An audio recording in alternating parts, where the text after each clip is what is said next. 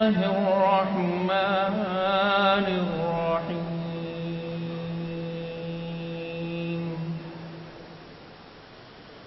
وما لكم ألا تنفقوا في سبيل الله ولله ميراث السماوات والأرض لا يستوي منكم من أنفق من قبل الفتح وقاتل أولئك أعظم درجة من الذين أنفقوا من بعد وقاتلوا وكلا وعد الله الحسنى والله بما تعملون خبير. صدق الله مولانا العظيم وصدق رسوله النبي الكريم ونحن على ذلك من الشاهدين والشاكرين والحمد لله رب العالمين. درود شریف پڑھیے گا. اللہم صلی علی سیدنا مولانا محمد وعلی آل محمد کما صلیت علی ابراہیم وعلی آل ابراہیم انک حمید مجید. انتہائی قابل احترام بزرگوں، نوجوان ساتھیوں، عزیز بہنوں اور انتہائی معصوم چھوٹے بچوں، اللہ تبارک و تعالیٰ کے کلام پاک سے سورہ حدید کی آیت نمبر 10 آپ کے سامنے تلاوت کی گئی. اللہ رب العالمین سے دعا کرتا ہوں کہ مجھے سچ کہنے کی، ہم سب کو سمجھنے کی اور ہم سب کو اس آیت مبارکہ پر عمل کرنے کی توفیق عطا فرما دے. اس آیت مبارکہ کے اندر اللہ رب العالمین نے ایک سوال کیا ہے اور تفسیر مظہری کے اندر ہے کہ یہ سوال استفہام انکاری ہے، کہ اس میں رب کائنات فرما رہا ہے کہ وَمَا لَكُمْ،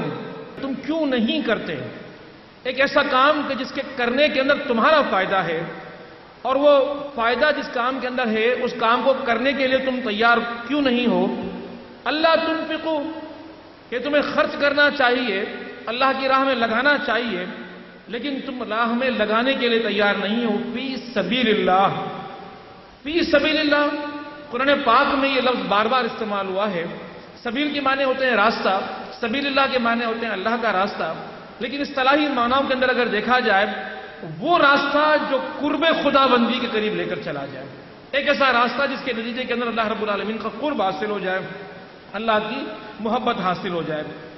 اور وہ رب کہ جس کی راہ میں خرچ کرنے کے لیے کہا جا رہا ہے. خرچ کرنا یعنی کہ دینا،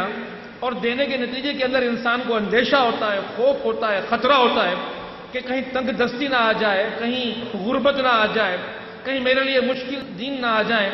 لیکن انسان یہ نہیں سوچتا کہ میں دے کس کو رہا ہوں. تو رب کائنات پھر یہ فرماتا ہے کہ وَلِلَّهِ مِيرَاثُ السَّمَاوَاتِ وَالْأَرْضِ،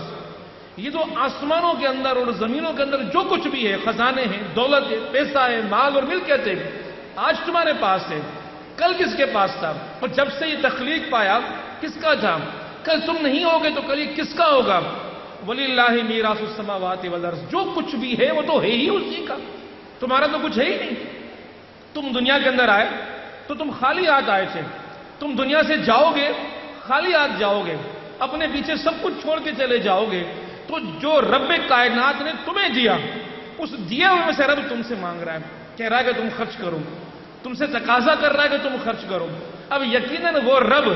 کہ جس نے تمہیں ایک قطرے سے اتنا خوبصورت اور طاقتور انسان بنا دیا، یہ ذہن اور عقل دیا، صلاحیتیں دیں کہ جن کے نتیجے کے اندر تم اس دنیا کے اندر بیٹھ کر اس مال کو کماتے ہو، اخذ کرتے ہو، حاصل کرتے ہو، جمع کرتے ہو، یہ تو دیا ہوا اسی رب کائنات کا ہے. تو وہ رب جو اتنی محبت کرتا ہے اور اس محبت میں تمہیں وہ مال دیتا ہے، وہ اتنی ہی محبت سے تم سے یہ کہہ رہا ہے کہ یہ جو مال تمہارے پاس اس دنیا کے اندر آیا، یہ صرف اس دنیا کی زندگی کے لیے اپنا مت بناؤ، ایک اور زندگی بھی آنے والی ہے. جب وہ دوسری زندگی آئے گی تو یہ مال جو تم نے اس دنیا کے اندر مجھ سے حاصل کیا، یہ اگر تم نے مجھے لوٹایا تو وہ جو دوسری زندگی آنے والی ہے اس دوسری زندگی میں یہ مال میں تجھے لوٹاؤں گا، اور جب وہ مال میں تمہیں لوٹاؤں گا تو اس کی قدر اس قدر بڑھ چکی ہوگی کہ تم اس کا اندازہ نہیں کر سکتے۔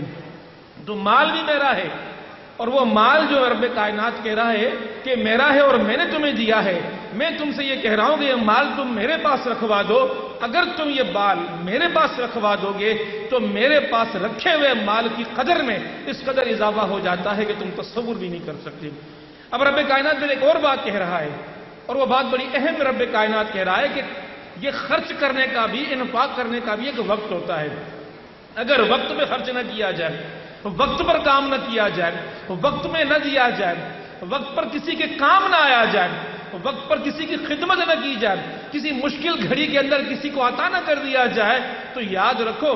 گھڑی کے لحاظ سے، وقت کے لحاظ سے اس مال کے دینے کی ایک اہمیت ہوتی ہے۔ وہ اہمیت اگر چلی گئی تو پھر تم روتے رہ جاؤ گے کہ وہ گھڑی جس میں مجھے دینا تھا، اس دینے کے نتیجے میں مجھے اس کا اجر ملنا تھا، اس گھڑی میں نے نہیں دیا، اب اگر میں دوں گا بھی صحیح تو مجھے اس پر وہ اجر نہیں ملے گا جو اجر اس وقت مقررہ پر دینے کے نتیجے میں مجھے مل سکتا تھا۔ تو رب کائنات فرماتا ہے کہ لا یستوی منکم، یہ برابر نہیں ہو سکتے ان میں سے،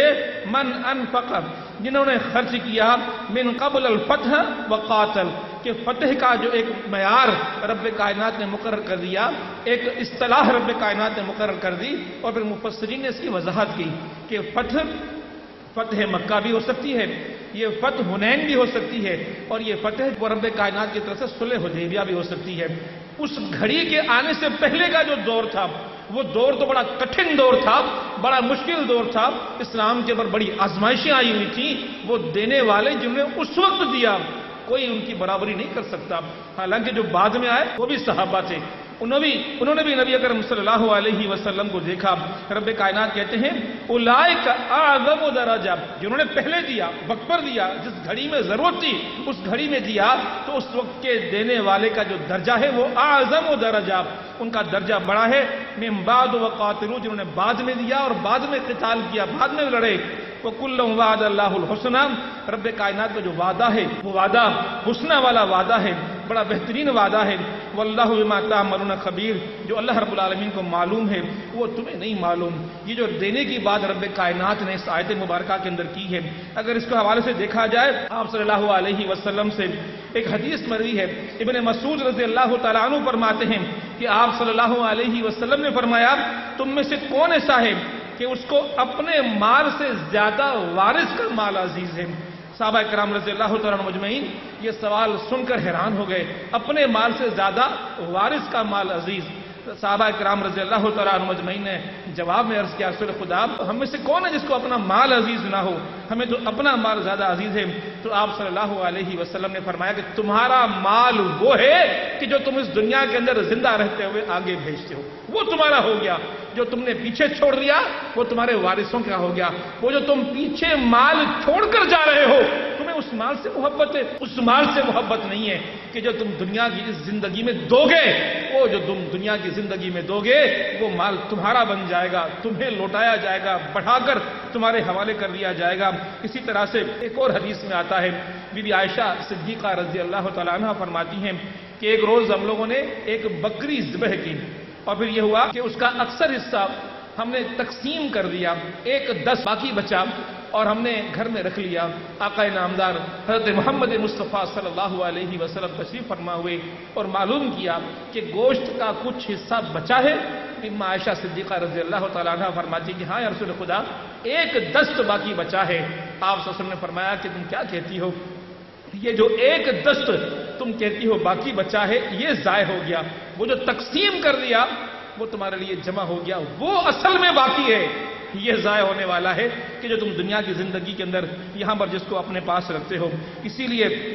ایک مرتبہ حضرت خالد بن ولید رضی اللہ تعالیٰ عنہ کا نام آپ نے ضرور سنا ہوگا کہ جنہوں نے اس قدر جسم پر زخم کھائے کہ جن کے جسم کا کوئی حصہ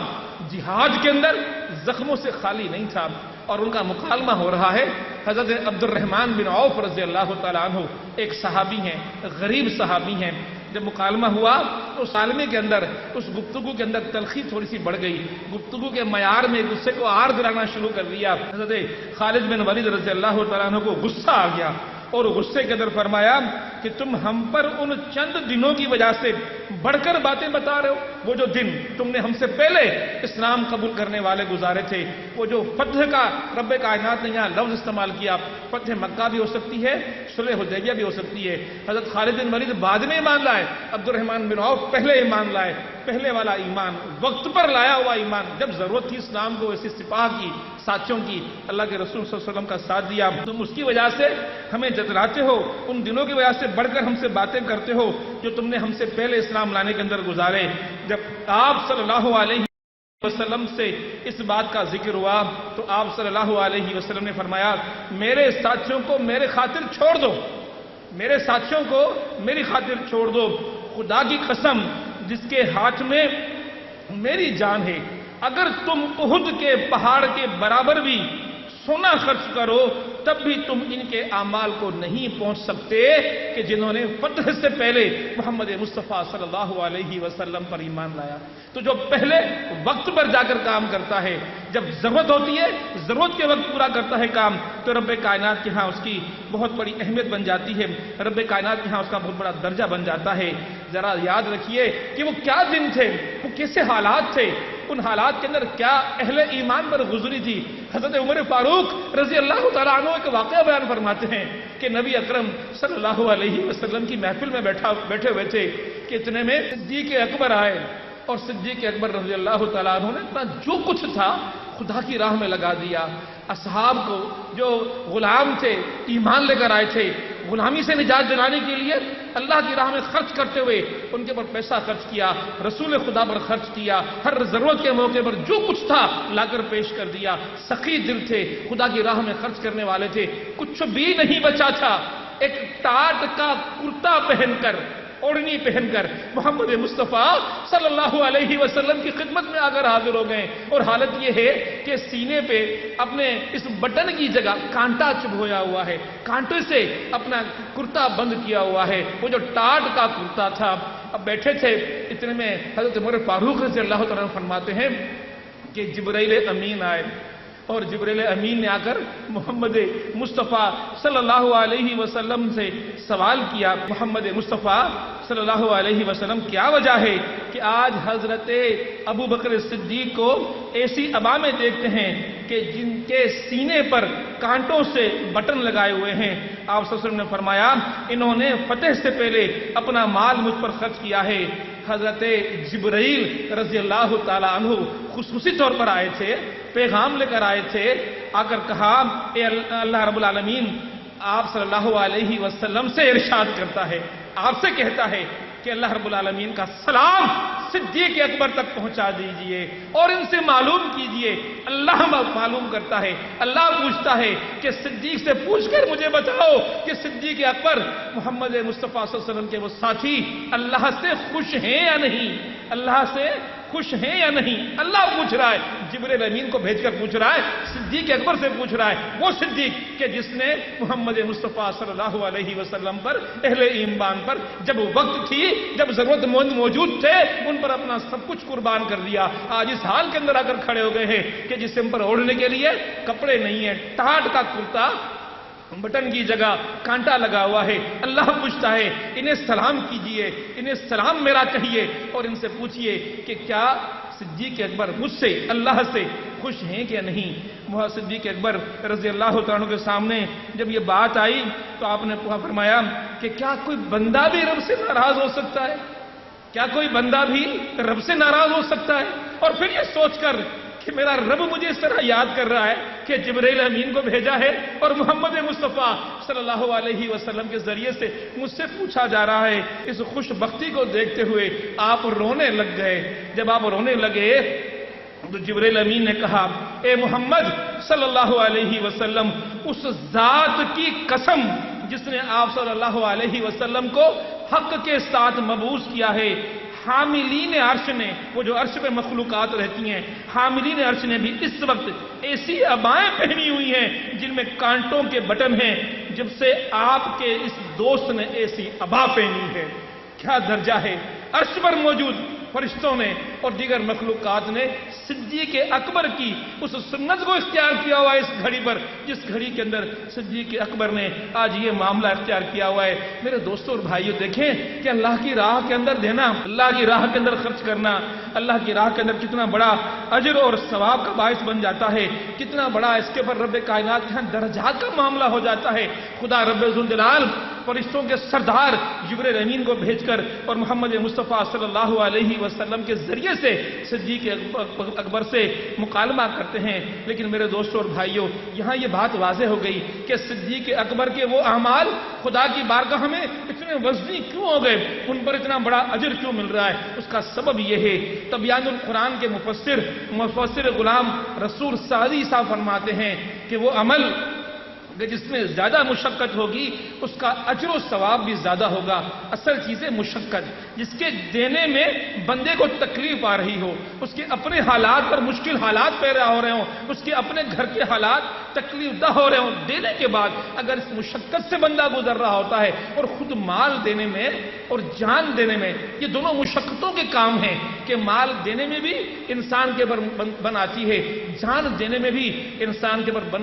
جان پر بنی آتی ہے۔ اور حالات ایسے ہی ہیں کہ قرآن پاک نے جگہ جگہ جہاں جان کی بات کی ہے، مال کی بات اس سے پہلے کر دی ہے، کہیں مال کی بات پہلے کر دی ہے، کہیں جان کی بات پہلے کر دی ہے۔ ان دونوں کاموں کے اندر انسان کی جان کے پر بنی آتی ہے۔ اسی لیے حدیث پاک میں آتا ہے،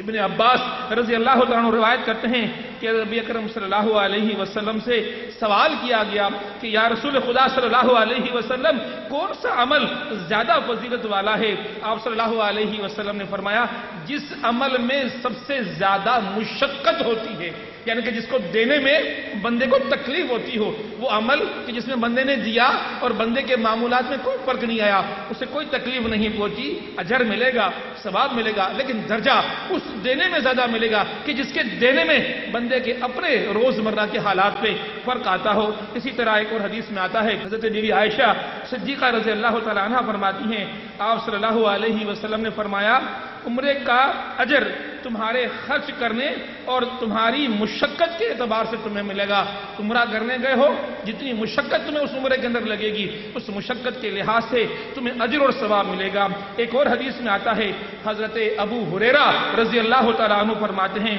کہ نبی اکرم صلی اللہ علیہ وسلم سے معلوم کیا گیا، یا رسول خدا صلی اللہ علیہ وسلم، کون سا صدقہ افضل ہے؟ آپ صلی اللہ علیہ وسلم نے فرمایا، جو تنگ دست آدمی مشقت برداشت کر کے دے اور دینے کی ابتدا اپنے عیال سے کرے۔ تنگ دست آدمی بھی دے،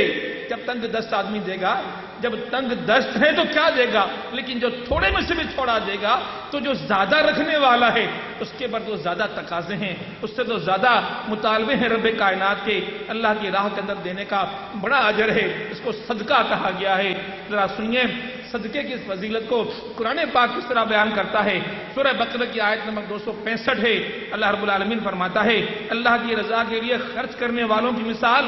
سدا بہار باغ جیسی ہے۔ خرچ کرتا رہے گا، اس باغ پر کبھی خزاں نہیں آئے گی، یہ باغ ہمیشہ تر و تازہ لگے گا۔ یہ صدقہ نیکیوں کی بہار ہے، اس کے نتیجے کے اندر نیکیوں کو زندگی ملتی ہے، نیکیوں کی فروتنی ہوتی ہے، نیکیاں اعتبار کے لحاظ سے، وزن کے لحاظ سے بڑھتی ہیں۔ اسی طرح سورہ بقرہ کی آیت نمبر 272 کے اندر رب کائنات فرماتا ہے، اللہ کی رضا کے لیے خرچ کرنے والوں کو پورا پورا اجر ملے گا۔ یہ وہ اجر ہے کہ جو ضائع نہیں ہوگا، اللہ رب العالمین بڑھا کر اس کو دے گا۔ سورہ نساء کی آیت نمبر 114 کے اندر رب کائنات فرماتا ہے، اللہ کی رضا کے لیے کیے گئے کام کا بڑا اجر ہے۔ رب کو راضی کرنے کی فکر ہو تو رب کائنات کو بڑا اجر عطا کرتا ہے۔ سورہ راج کی آیت نمبر 22 کے اندر رب کائنات فرماتا ہے، اللہ کی رضا چاہنے والوں کا انجام بہتر ہوگا۔ اس بہتر انجام کی نوید یہاں رب کائنات کی طرف سے سنائی جا رہی ہے۔ سورہ دہر کی آیت نمبر 9 کے اندر آتا ہے کہ انسان مخیر حضرات لوگوں کے شکر سے اور جزا سے بے نیاز ہوتے ہیں۔ احادیث کے اندر آتا ہے صدقے کی اس فضیلت کے بارے میں، حدیث پاک کے اندر آتا ہے، بخاری شریف کی حدیث سے حضرت ابو ہریرہ رضی اللہ تعالیٰ عنہ فرماتے ہیں کہ آپ صلی اللہ علیہ وسلم نے فرمایا، جس شخص نے حلال کی کمائی میں سے ایک کھجور کے برابر صدقہ دیا، بلا شبہ اللہ تعالیٰ صرف حلال کمائی کے صدقے کو قبول کرتا ہے۔ پھر فرمایا اس کو اللہ رب العالمین اس ایک کھجور کو اس طرح بڑھاتا ہے جیسا کہ تم اپنے بچڑے کی پرورش کرتے ہو، اسے بڑا کرتے ہو، یہاں تک کہ ایک کھجور کا ثواب پہاڑ کے برابر ہو جاتا ہے۔ ایک کھجور کا ثواب پہاڑ کے برابر ہو جاتا ہے۔ رب کائنات اس اجر کو اتنا بڑھا دیتا ہے۔ اسی طرح بخاری شریف کی ایک اور حدیث ہے، آپ صلی اللہ علیہ وسلم فرماتے ہیں، لوگو آگ سے بچو، خواہ ایک کھجور کا ٹکڑا صدقہ کر کے اپنے آپ کو آگ سے بچا لو۔ اسی طرح حضرت ابو ہریرہ رضی اللہ تعالیٰ عنہ سے ایک اور روایت ہے، حدیث پاک کے اندر آتا ہے، آپ صلی اللہ علیہ وسلم نے فرمایا، بہترین صدقہ وہ ہے جو اپنی ضروریات پوری کر کے دیا جائے اور خرچ کرنے میں اپنے اہل و عیال سے آغاز کیا جائے۔ بس میرے دوستوں اور بھائیوں، یہ قرآن پاک کی آیت آج آپ کے سامنے تلاوت کی گئی اور آپ کے سامنے اس دنیا کے اندر کئی مساکین، کئی یتیم بچے اور کئی ضرورت مند دنیا کے اندر موجود ہیں جن کی کفالت کا کام، جن کی ضروریات کو پورا کرنے کا کام آج اس پورے معاشرے کی ذمہ داری بن گیا ہے کہ اگر کوئی ایک انسان بھی اس معاشرے کے اندر بھوکا رہ جاتا ہے، بھوکا سوتا ہے، اس کے پیٹ کو، اس کی پیٹ کی آگ کو بجھانے کے لیے اس کے پاس لقمہ موجود نہیں ہے، یقین جانیے کہ ہم سب جوابدہ ہیں۔ ہم سب کی یہ ذمہ داری بنتی ہے کہ ہم اس دنیا کے اندر، اس معاشرے کے اندر رہتے ہوئے اپنے ان ضرورت مندوں کا خیال کریں، ان کے لیے اہتمام کریں، ان کی ضروریات کو پورا کرنے کے لیے نہ صرف یہ کہ خود آگے بڑھیں بلکہ جتنا ہو سکے لوگوں کو آگے بڑھنے کی ترغیب دیں۔ اللہ تبارک و تعالیٰ اس کے نتیجے کے اندر ہم سب کے لیے اجر کے اندر اضافہ کرے گا۔ اب رب کائنات فرما رہا ہے کہ من ذا الذی یقرض اللہ قرضا حسنا فیضاعفہ لہ اجرا کریم، یہ جو تم دو گے رب کائنات کی ذات کے، خرچ کرو گے رب کائنات کی بارگاہ کے اندر، یہ ضائع نہیں جاتا۔ رب کائنات نے اس کو خصوصی اصطلاح دی ہے کہ یہ قرض حسنہ ہے۔ حسنہ سے مراد وہ قرض کہ جو جتلانے کی نیت سے نہ دیا جائے، کسی کو اذیت دینے کے ارادے سے نہ دیا جائے، وہ قرض حسنہ ہے۔ اسی لیے حدیث پاک کے اندر آتا ہے، آپ صلی اللہ علیہ وسلم سے معلوم کیا گیا کہ بہترین صدقہ کیا ہوتا ہے، تو فرمایا تو صدقہ کرے جبکہ تو صحت مند ہو، بخل موجود ہو، تو زندگی کی امید رکھتا ہو، تو اسے مؤخر نہ کیے رکھ یہاں تک کہ سانس ہنسلی کی ہڈی تک آ پہنچے، کہے کہ یہ فلاں کا حصہ، یہ فلاں کا حصہ، یہ فلاں کا حصہ۔ تو لوگوں کو دینے کے پر اپنے آپ کو راضی رکھ، تو لوگوں کو دینے پر راضی رہے گا، اللہ رب العالمین تجھ سے راضی ہو جائے گا۔ بس ایک اور حدیث میں آپ کے سامنے پیش کر کے اپنی جگہ لوں گا۔ یہ حدیث حضرت ابو ہریرہ رضی اللہ تعالیٰ عنہ نے روایت کی ہے۔ آپ فرماتے ہیں کہ آپ صلی اللہ علیہ وسلم نے فرمایا، جس دن اللہ کے سائے کے سوا کوئی سایہ نہ ہوگا، اس دن 60 آدمی اللہ کے سائے میں ہوں گے، اور ان میں سے ایک شخص وہ ہوگا جس نے دنیا کے اندر صدقہ کیا ہوگا، حتیٰ کہ صدقہ اس طرح کیا ہوگا کہ اگر دائیں ہاتھ سے دیا ہوگا تو بائیں ہاتھ کو بھی اس کی خبر نہیں ہوگی۔ بس میرے دوستوں اور بھائیوں، آج کی یہ محفل اسی حوالے سے ترتیب دی گئی ہے کہ آئے ہم سب مل کر اپنے اس شہر کے اندر، شہر حیدرآباد کے اندر، اس کے مضافات کے اندر ہمارے پاس جتنے یتیم بچے، غریب بچے، مسکین بچے اس معاشرے کے اندر رہتے ہیں، ہم ان کی کفالت کا انتظام کر سکیں، ان کی کفالت کے لیے یہ صدقہ دے کر اپنے گناہوں کے لیے، اپنے گناہوں سے بچنے کا اہتمام کر سکیں، جہنم کی آگ سے اپنے آپ کو بچانے کا انتظام کر سکیں۔ جس طرح ایک کھجور کی بات کی گئی جس میں آقا نامدار حضرت محمد مصطفیٰ صلی اللہ علیہ وسلم نے فرمایا کہ اپنے آپ کو آگ سے بچاؤ، خواہ کھجور کا ایک ٹکڑا ہی دے کر کیوں نہ بچا سکو۔ تو میرے دوستوں اور بھائیوں، اللہ رب العالمین کا پیغام قرآن پاک کی صورت میں آپ کے سامنے موجود ہے۔ آئیے ہم سب مل کر آج کی اس محفل کے اندر اپنے ان مسکین بھائیوں، یتیم بھائیوں کے لیے جو اپنے ذمے ہم کام لے سکتے ہیں، لے کر اپنی آخرت کو بنانے کا اہتمام کر سکیں۔ اقول قولی ھذا استغفر اللہ لی ولکم ولسائر المسلمین فاستغفروا انہ ھو الغفور الرحیم۔